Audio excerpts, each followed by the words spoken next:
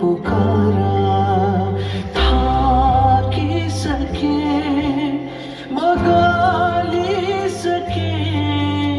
अब फर्किआऊ सुनिरह्यो गुहारा।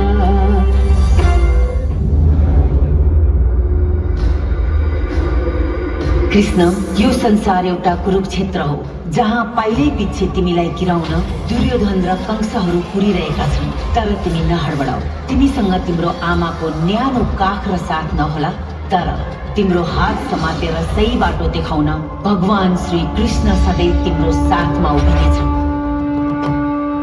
कृष्ण